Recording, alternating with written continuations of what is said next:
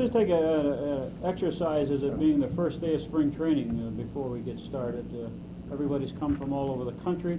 We have some new faces here. For the benefit of the manager, let's just take a chance to tell the manager who we are so Swat knows what he's doing with who.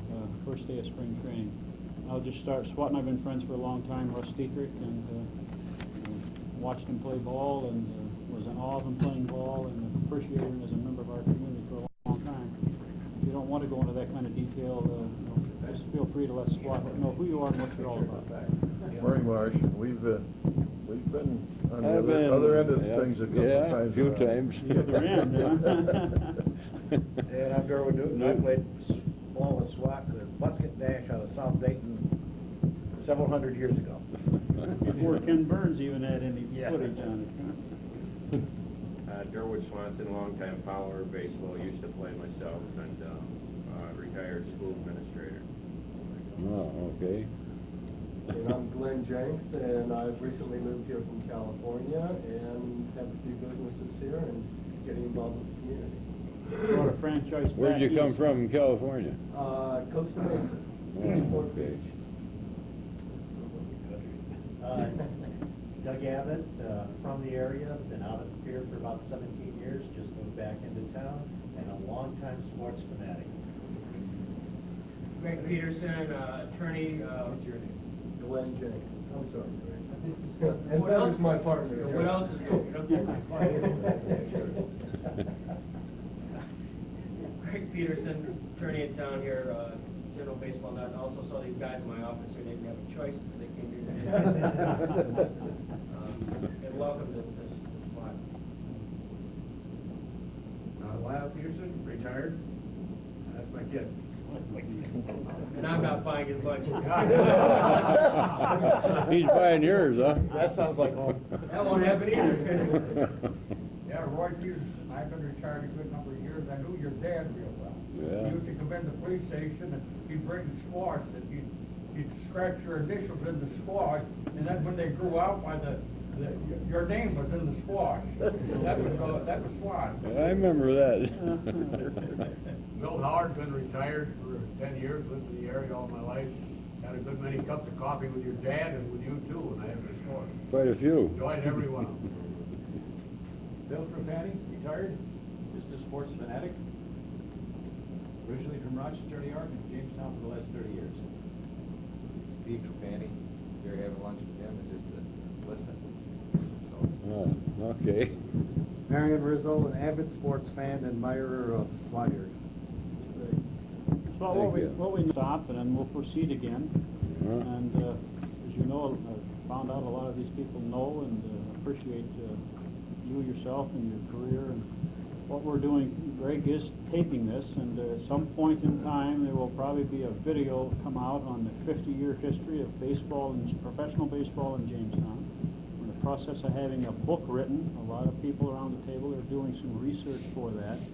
There's a young man in New Jersey who's taking all that together to write a book on the 50-year history of professional baseball, so there's a lot of things happening. And then the other nice thing about the Hot Stove program was an idea that Greg had with the 50th anniversary and the things that were happening, that we can all get together, and we hope to keep this going continually. We try to meet every other week here in the hotel and just enjoy each other and reminisce. So we'd like you, if you could just sort of kind of reminisce about your baseball experience, things of your father, or anything that comes to your mind, and we make it free and easy that people can stop at any time and ask questions if you don't mind. And it's just a very friendly, off-the-cuff, casual free-for-all. Swat, you don't have to worry about if you get telling the story and you worry about the language that comes out. I'll edit it.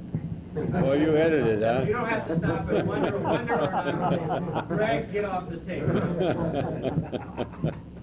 Well, that's nice. If I could just, I'm sorry to interrupt, Swat, while you're gathering your thoughts.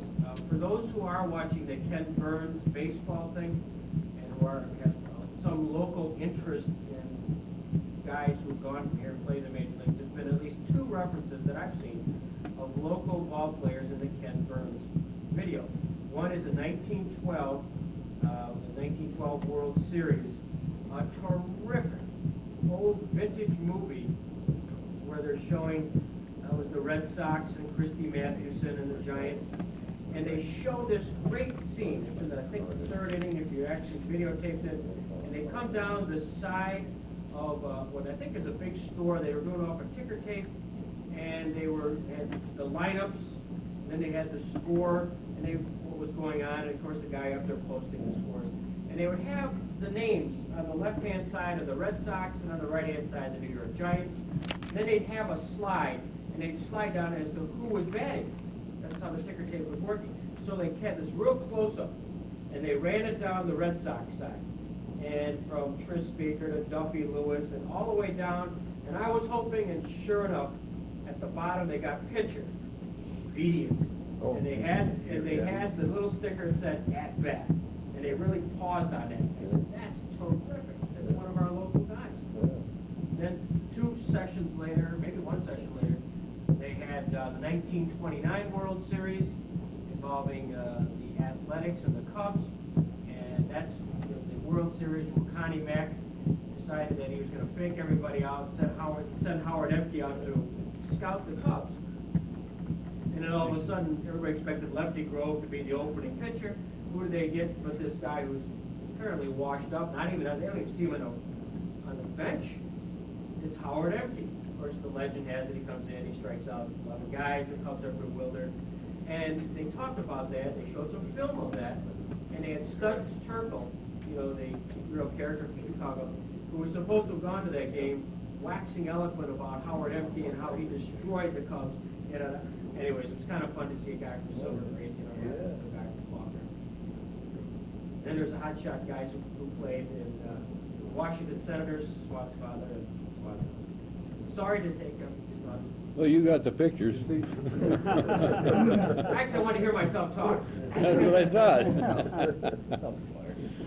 Yeah, well. Where did your baseball career start, Swat? Right here in Jamestown, the City League. The City Leagues. The Vikings had a team. Always played at Allen Park. It was well, I used to walk. Well, I'd get a ride up there, but then I wound up walking home. They're out at 60. What age were you then? Yeah, I guess I was about 15 at that time. And then, of course, then you become an honorary member of the Vikings. But we won a few and lost a few. But How big was that league then? A lot of teams? Geez, a lot of teams in the city here. Man, they had a couple of colored teams here too. And if they got the jump on you, they were something to beat. If you got the jump on them, you had it made. And then when did pro ball come into play in your life? Well, that was 42. But that didn't last long because I ended up in the service. Well, we're going to show you something that might, maybe you can, this was in the program a while ago, in the 1942 Jamestown Expos. I don't know if you're in there at that time, but maybe you can have some recollection I there. gotta get the specs on here.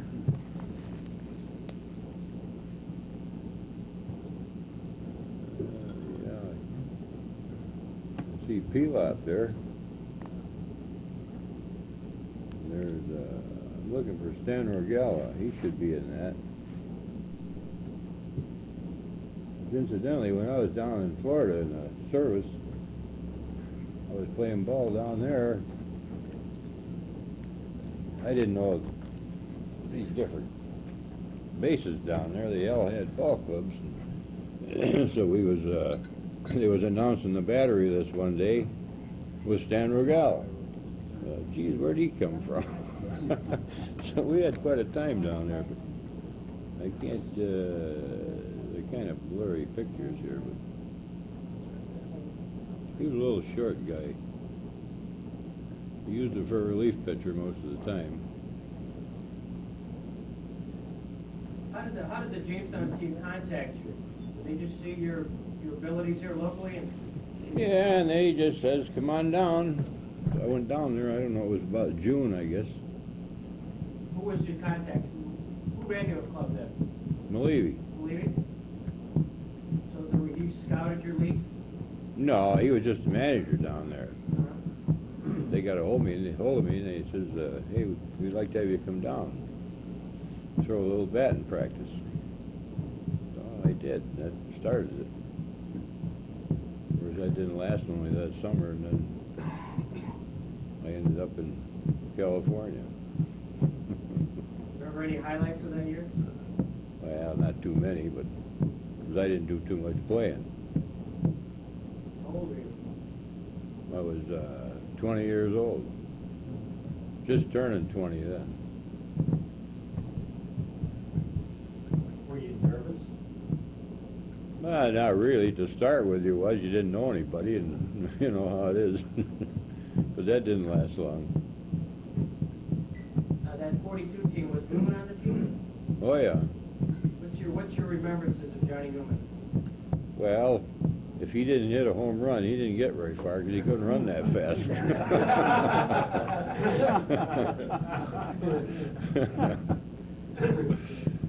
But he was a good ball player. He was a nice fellow. What position did he play?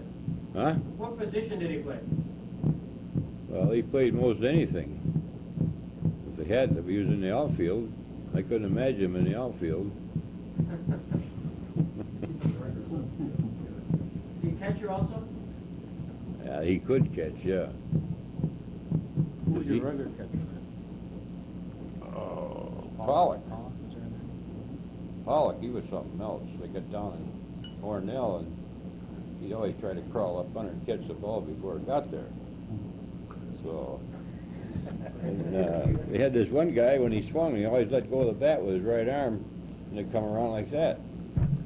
So Pollock, he's up underneath there, and he gets hit in the back of the head. Kind of knocked him cuckoo, but he stayed in the game. Next time the same guy came up, he cracked him one then, and that's when he ended up in the hospital. But he'll never admit it. Marv Olson came up and told him, he says, quit trying to get that ball before it gets to the plate.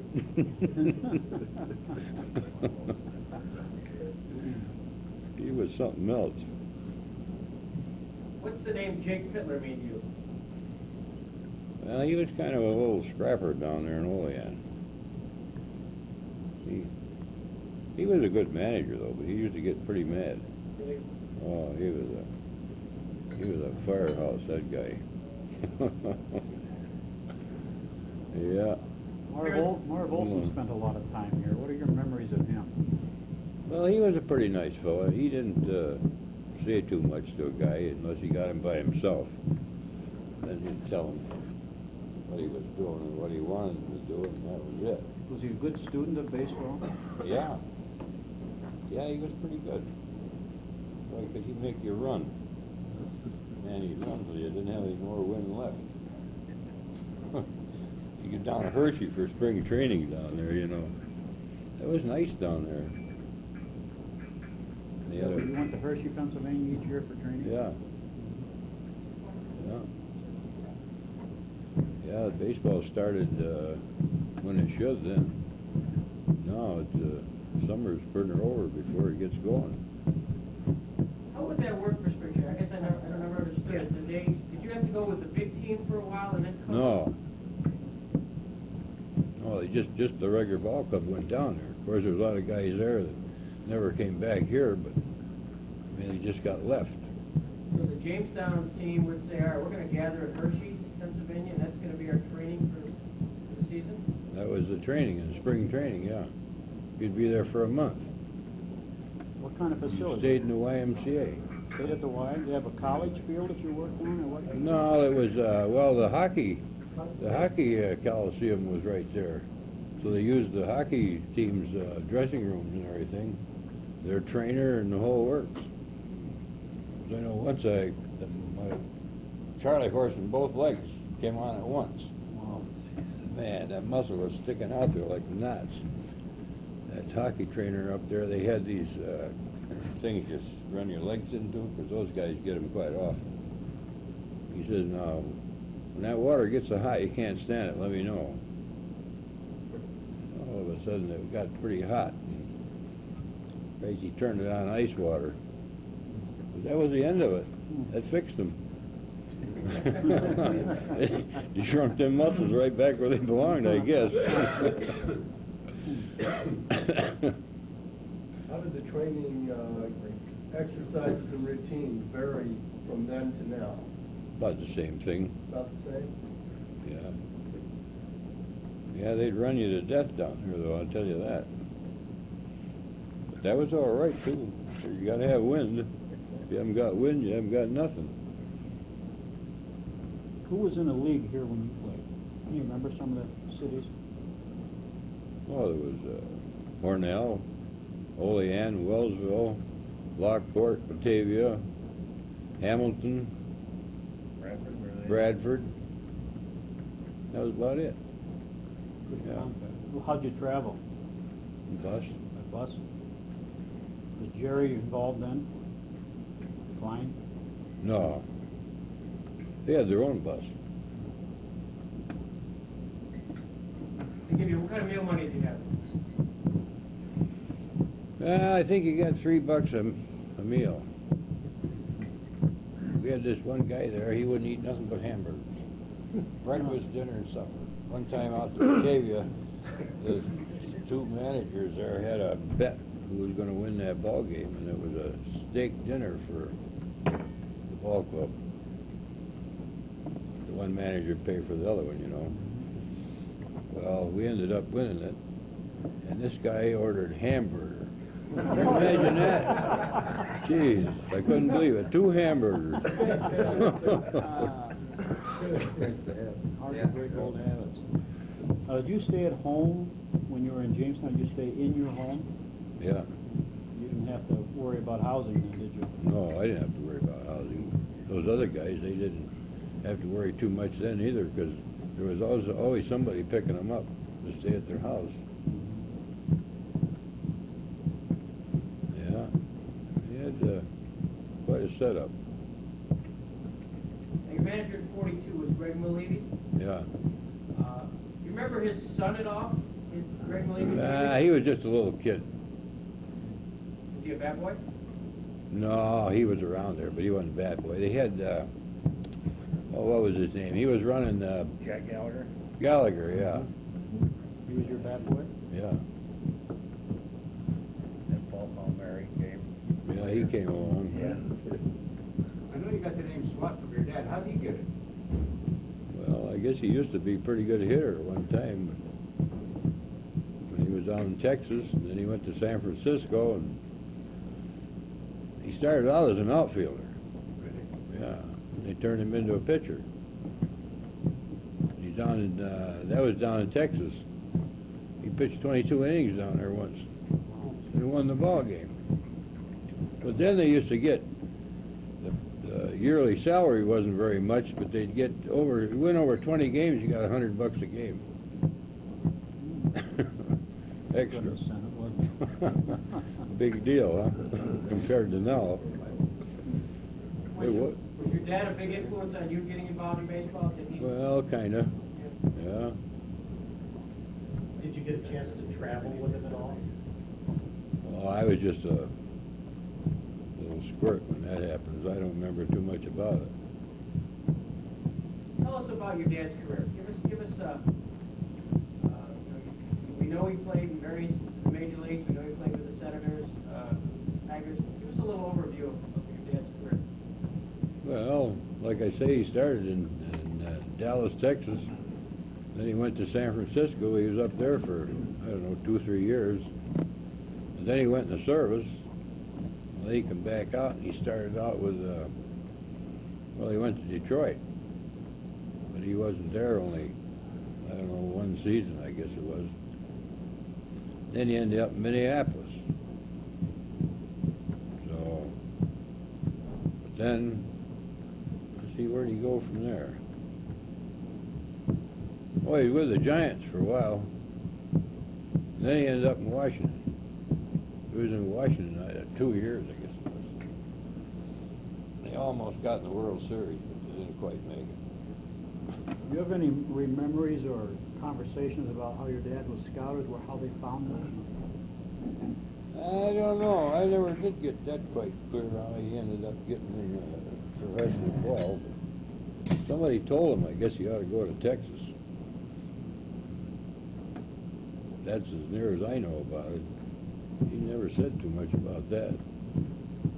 That happened a lot in those days, and later the guy just took his glove and ball and He went went, where they were yeah. playing and walked on, didn't he? Yeah. Your dad, as you're just thinking on that Ken Burns video, your dad played with Tigers, of course, Ty Cobb, Yeah. Sam Crawford. Oh, yeah. Played with the Giants, managed by Johnny McGraw, Right. and played with the Senators, with Walter Johnson. Right. Clark Griffin. I mean, that's kind of major league stuff. Oh, yeah, I guess so. Pretty fair company. Yeah, it was. Was he a big man? Yeah, he was. As an older man, but was he a big?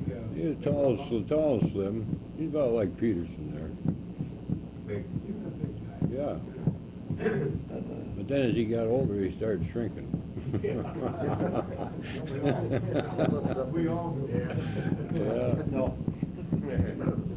What was his, when he would sit down and say, son, or you asked him, what were the highlights of his major league career? Did he ever talk about that? Did he remember? Nah, he never said too much about that stuff.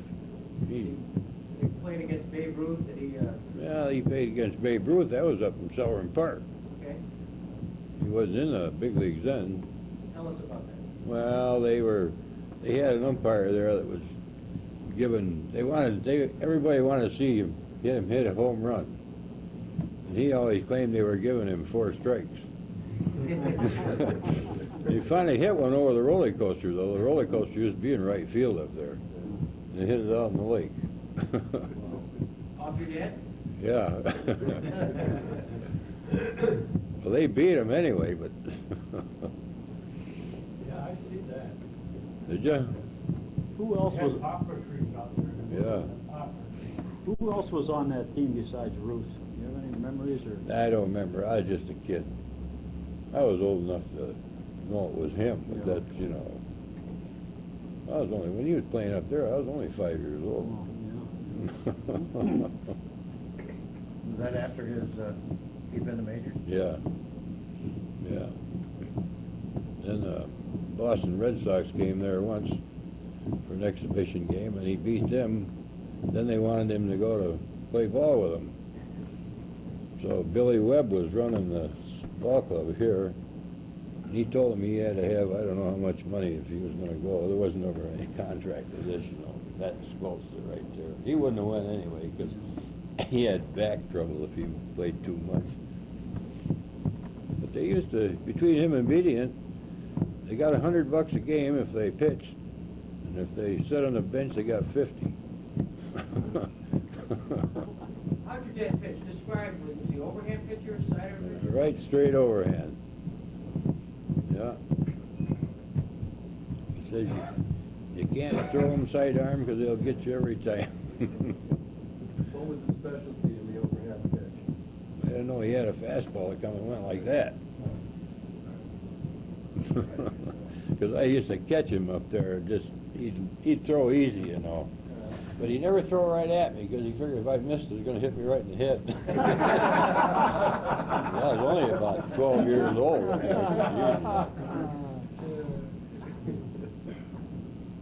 Did he work with you a lot to try and develop your game?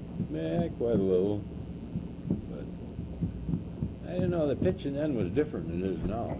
Now you got to hit a knot hole for near. Then you had it from the shoulders to the knees, practically. Is that probably the biggest difference you see from back then to now is the size of the strike zone? That's right. How about the speed of the pitchers back then versus the speed of them now? That's one thing that I was thinking about, that I really don't have Yeah, any but idea they never what's was the- able to measure it then. Now Well, they yeah, can but you measure were with a there, so radar when you gun. measure it, I mean, what's your opinion? Is it comparable as far as speeds go, or are they a lot faster today than they were, or were they a lot faster? Nah, they're about the same. About the same? Lefty Pratt, my dad always told him, he says, you know, all you need is a big plate glass window behind you, and he says, I think you could beat Bob Feller with his speed. Because every time you broke that window, it'd cost you money, you might get control.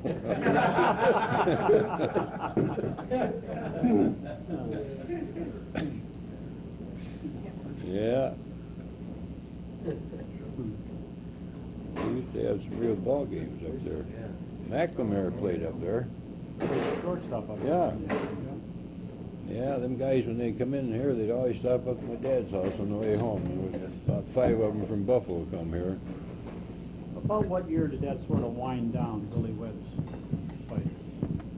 Oh, Jesus, I can't, probably 1935, 35, something around there. Is it the Jamestown Spiders in the Muni? Yeah. Billy Webb's team up there in Tony Sellers. Miliato. Spider webs. Miliato managed that team, or, no, Billy Webb managed it. yeah, He was, no, I was thinking Well, while we're on the subject, I'm not sure anybody's ever described, I've never heard it described, how did Hugh Bedian pitch? Was he overhand, was he fastball? he was overhand too. No-hand? Yeah, Fastball, curveball? yeah. Fastball, curveball, and changeup. All right? Yeah. That's all they had them days, I guess. Maury Mastretta is what I meant to say. Maury Mastretta used to manage the Spiders there after a while. Oh, yeah, yeah, I played ball with him. yeah. Do you have any memory of your conversation with your father, what his contract was when he signed for the first time? Well, the first time was, I think it was $2,000. That was for the year. For the year. Yeah, that was down in Texas. Wow. Jeez. Boy, that was good money them days. The best one I ever saw he had was $5,000. 5,000. Yeah. What a But- difference, what, Plymouth gets $32,000 a pitch or something like that? Yeah.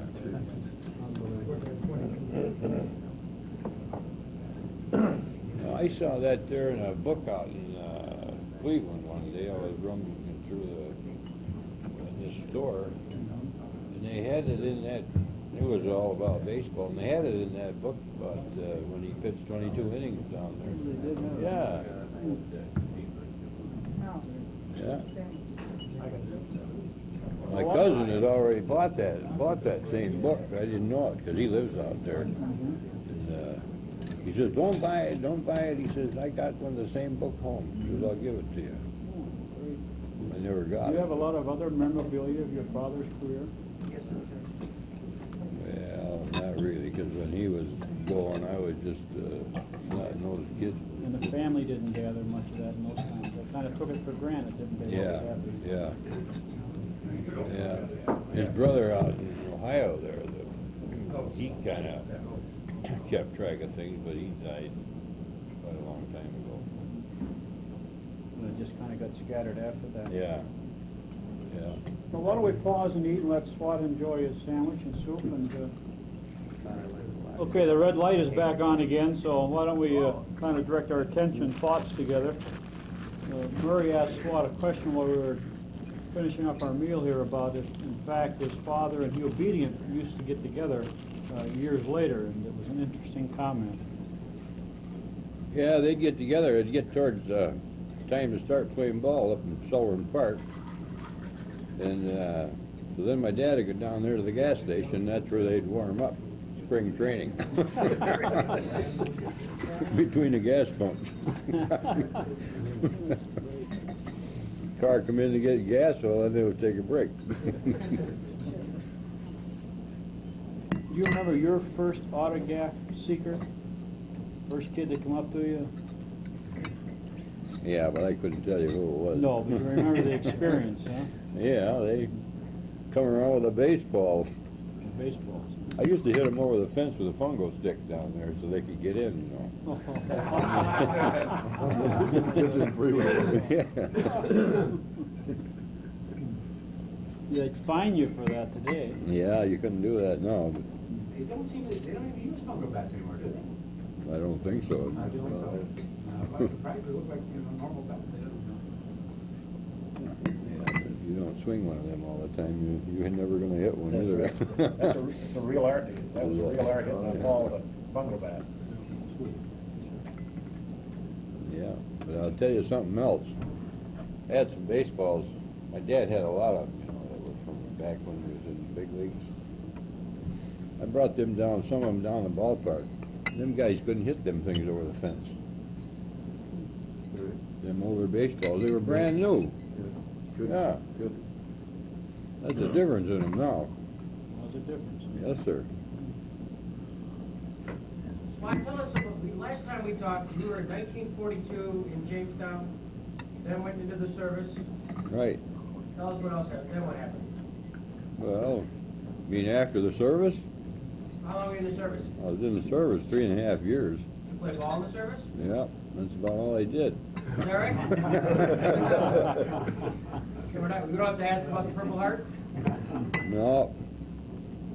Well, I was out in California most of the time. But then I got to playing with this armored division.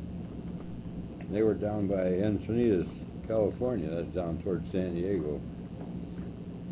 And I wasn't with that outfit. I was in the Signal Corps. But we were at a station right there. So they says, how about playing ball with us? He says, yeah, you see the officer up there, it's all right. He says, I'll play ball with you. Well, that was all right. We made arrangements with them.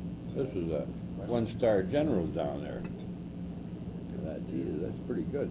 He was baseball nuts, that guy was. I started playing ball with him, went down there a few practices. And then we played, we had to play they had been playing these different teams, you know, and it was getting down to the rubber where they was going to go to supposedly Wichita, like the semi-pros used to go, you know. That's what they said anyway. We had to play, the first game I pitched was down in San Diego. The Marines down there. Well, I won that game. That was duck soup, seemed like. So then we had to play, oh God, it was the Navy down there. So we won that, and then we was on our way up the coast. The next stop was Long Beach Ferry Command. When we pulled into Long Beach, the whistle started blowing. It was VJ Day. There was no ball game that night. We was right in the middle of town. Everything stopped right there. We finally got to the base. He says, well, everybody's getting out of here. He didn't even have a pass. Well, anyway, we beat them 2 games straight. We went on up the coast to San Francisco, and we played up there. That was a Navy up there. We ended up in Seattle, Washington, anyway. And there's where they really shellacked us. You remember, were there some major leaguers on some of those rosters that you played with and against? Most of those guys had been playing in the Coast League out there. The Coast League was still going at that time. And, San Diego ballpark was right off towards the ocean there. He hit one off in left field and it was over the ocean. That's the way it was. The Coast League was pretty good baseball, wasn't it? Yeah. But down there in Hollywood, well, I've seen a few ball games down there, but the owners, there was probably 6 owners of that ball club, and they sat right behind the dugout. And anytime there was going to be a change out in that field, the manager was over to them first. So he was just a figurehead. Yeah. As Greg said, then what happened after service baseball? You come back home? Well, yeah, I come back home. And, well, Wyvernack, he was here. And, God, that's all. Just Wyvernack was around here then. Anyway, we started working out down the Y, and we were going to go to spring training. So then I guess, what was it, April we went. Yeah, April. One thing led to another, and that's when they, in fact, Wyverneck was a pretty good ball player, wasn't he? Yeah, he was pretty good. He played third base. He had an arm like a... I have this picture at home. You do? Yeah. Who are some of the players? Anybody remember? Oh, yeah. See Tommy Some of in them. there. Yeah, Hurst, he's in there. What position did Tommy play? Pitcher. Pitcher? Yeah. Oh, Pollock there. Piot. Yeah. I can't think of that one. Those guys know to eat the hamburgers all the time. He's on here. Alexopoulos right there. Later changed it to Erickson. Yeah, there's Russ Kearns. Right there. Is that Humphreys in there? Humphreys? Yeah, he's in Is there. that him up there in the back row? Yeah. Next to Wyverneck? Yeah.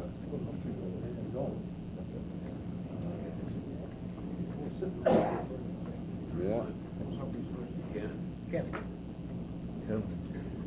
That's the guy who eats hamburgers all the time. I can't remember The what Hamburg his name Kid. is. Yeah, the Hamburg Kid. Oh, yeah. How about Schmirker, was he in Smirker? No, he wasn't in this here. He was, it? Being later. no, he was in back in 42. Okay. Yeah. Then they all stayed here and played with the Bombers. Yeah, SWAT, He and Ted. that's hers. SWAT, I got a letter from Russ Kearns who asked about you. Oh, did you? And I wrote a note to Russ Kearns, and I guess he's in that picture there? Yeah. Just for the heck of it, he's one of those interesting stories where, and he wrote this up in a letter to me, that in 1945, he was with the Detroit Tigers, Yeah. and joined them in August of 1945. In 1945, the Tigers won the World Series. So he has a World Series ring in 1945. 1 year later, he's down in Jamestown playing with the Falcons. Now that's quite a change in 1 year. Yeah, it is. As he tells the story, I guess he was sort of a, is he a catcher? Yeah. I think he was kind of like a second, third string catcher Yeah. there, and then came down here as a coach. Well, he was a catcher and a coach, you know, more or less captain. Was he? Yeah. What kind of team did you have in 1946? They had a good team. Yeah, they won the pennant. Was it better? Yeah. Who was your manager? Marv Olson. What kind of guy was he? He was a nice fellow. He was out from South Dakota, come from. But Play with the Red Sox? Is that right? yeah, he was with the Red Sox for a while. But then I don't know. Then he managed someplace else before he came here, but I don't remember where it was. Because he was always inviting everybody out to his place. He had a farm out there in South Dakota. Because he was always talking about all the pheasants that were out there. And the geese had come through there in the fall, you know. Yeah. What kind of record did you have that year? Would you call your personal record? It didn't amount to nothing. No. He had a lot of fun, yeah. Did you do any much hitting? Did you pinch hitter or anything? Were you a hitter like your dad? Or? No, I wasn't much of a hitter.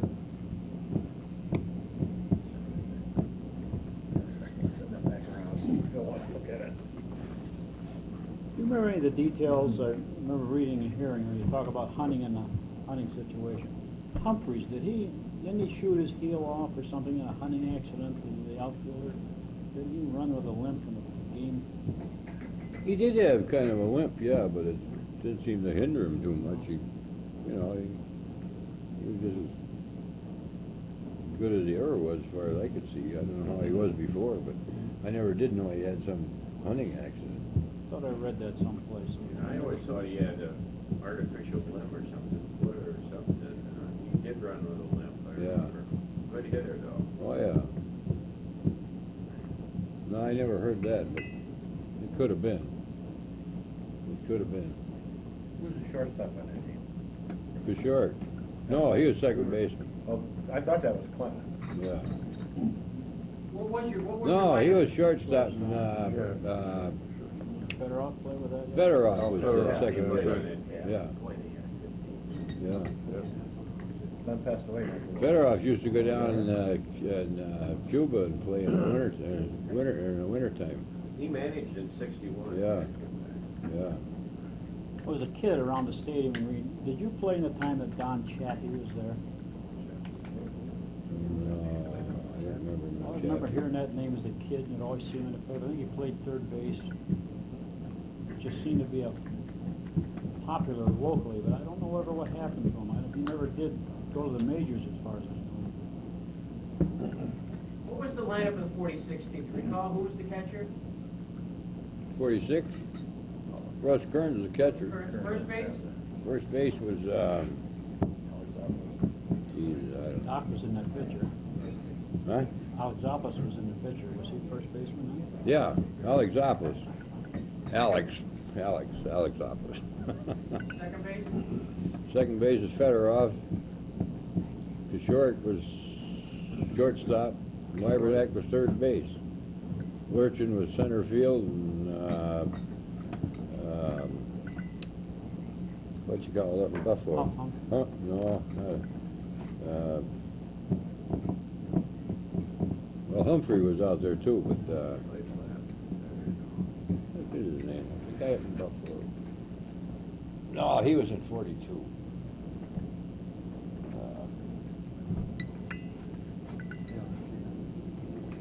Well, that was 42. He was an outfielder. Who else was on the pitching staff? You remember some of the other guys? Oh yeah, there was Tom Hurst, and well, Wybernack became a pitcher later on, and they had a kid from Canada down there. And they had a Swanson down there. He got married on home plate. Judge Barger married him. Is that right? Yeah. Did you guys put the bats up over the hole? No.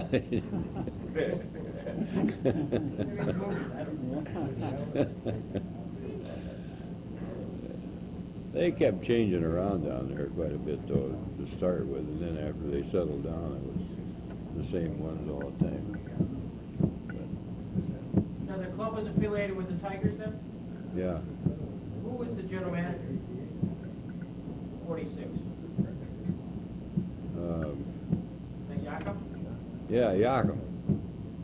Well, he had 46, 47, and to 48. He comes up to Chautauqua every summer.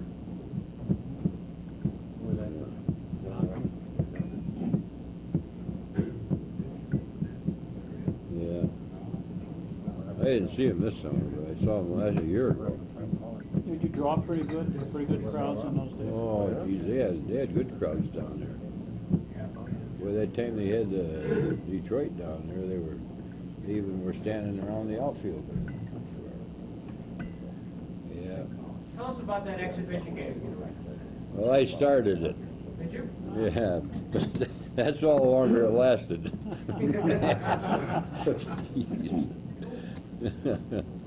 Who was playing with the Tigers then? Remember? Oh, God, I can't remember what their names were. I don't think they were the second stringers, most of them, that came here. Was Greenberg with him then? Yeah, there was a Greenberg guard. He's no second stringer. How about Garinger? No, don't ring a bell. Artie McCoskey? Yeah, that was a long time ago. And you remember starting it, didn't you? I started it. Did it get kind of ugly? Yeah, it got ugly.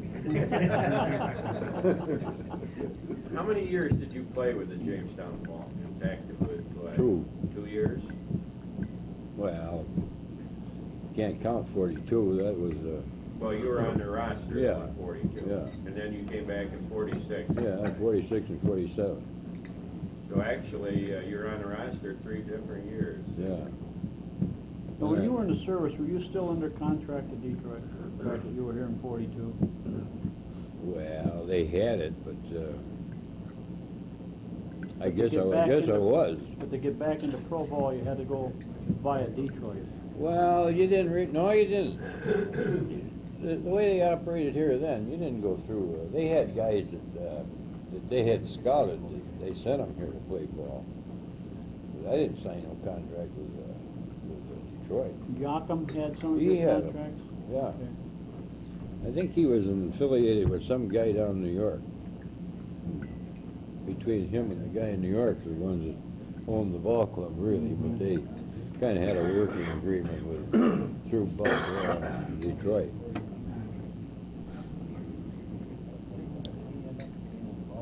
Was Roger DuBois on this team? Who? Roger DuBois? Not in that team.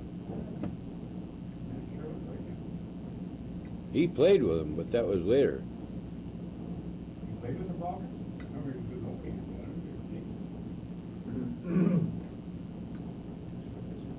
What year was that? The one guy there looks like Charlie Goodell. That picture was 46. 46. Sitting in front there next to,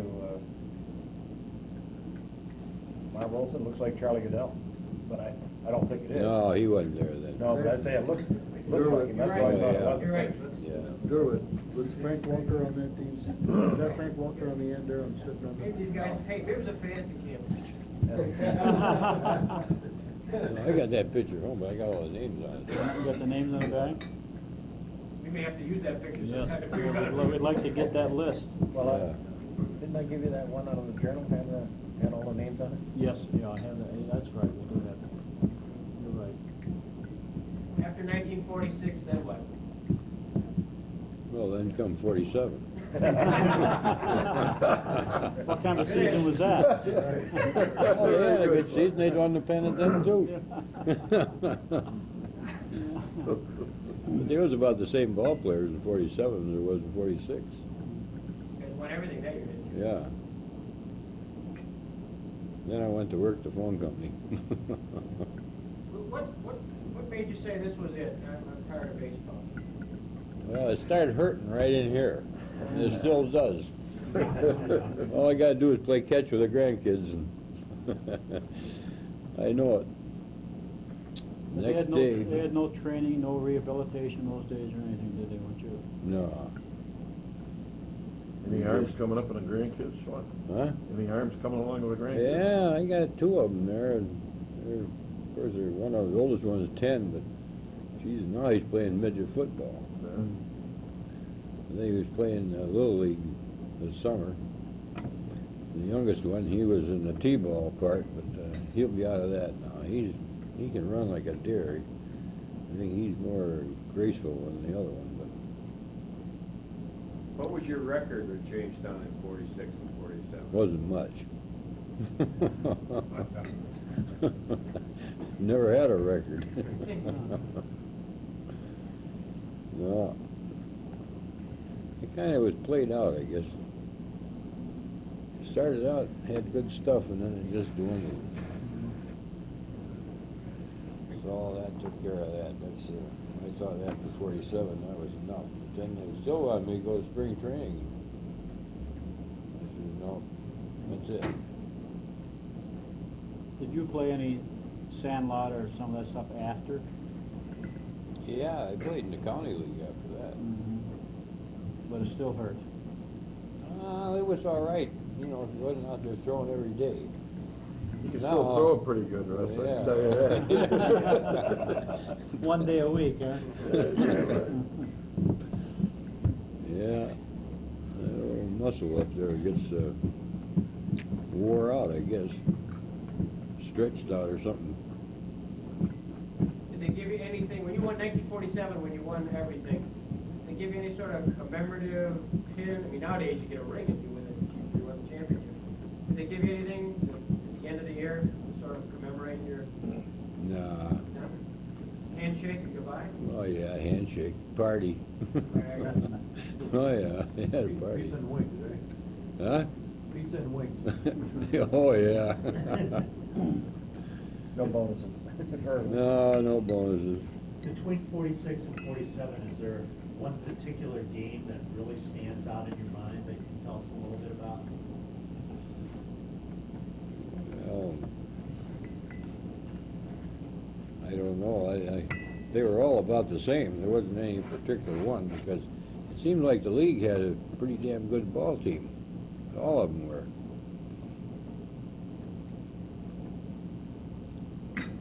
But somebody had to get beat. Who was the best player you saw in the Pony League? Best player? Well, I don't know if I could say any of them were the best. Best outfielder I ever saw was Lurchin, though. He was good. But he didn't hit that often. But he went up to Detroit. But he didn't last long, I guess. Fedorov was a good second baseman. He was real good. Well, he stopped to see me one time here. I don't know, must have been 10 years ago. Well, he gave it up quite a while before that. He used to go to Cuba every winter, playing down there. Well, he managed a team down there most of the time. Is he still living as far as you know? As far as I know, he is, yeah.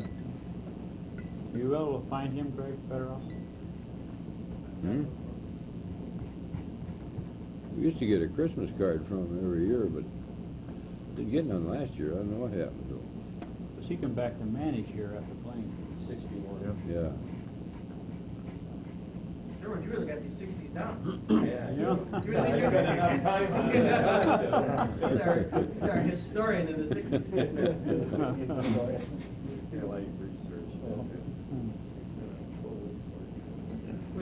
Was there a pitcher in the league that you guys just didn't want to face? You came down to 46 and 47 and say, gee, I hope this guy isn't going to come with pitch. Well, I don't know. I didn't. If there was, they wouldn't admit it. Everybody was a hitter.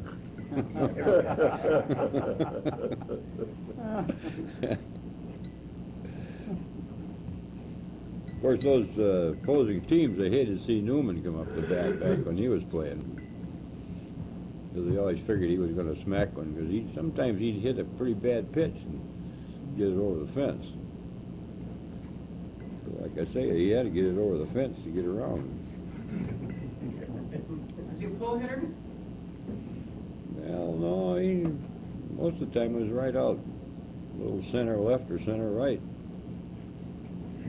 He hit one over the scoreboard down there once. That's a long drive. 460. Yeah. Huh? Is Newman in that photo? Newman? No, No. he wasn't in there then. He was running a bus around town then. Yeah. Did you see John Pollock, the home run that he hit down the stadium? John Pollock? John Pollock, he hit one home Did he run. tell you that? He said Jake Miller went nuts when he did it. He said that was really the worst thing could happen, John Pollock hit home run. Well, if he hit a home run down there, it had to be in right field down Olean. The right field was, that was the corner of the football field. Well, the football field went this way, and right field was, over the fence was in the road out there. Probably where he hit it, I don't know. He was a right-handed batter. I don't think he hit one over the right field fence. He might have. They might have fumbled the ball around or something. I don't know. And I never saw it. But he was a pretty good catcher mechanically. Yeah, he was a good catcher. Yeah, yeah, he was a good catcher. But, yeah, I run into him quite often. You always got to get a quarter off the match. Don't care if you're in the middle of Third and Main. Traffic stops.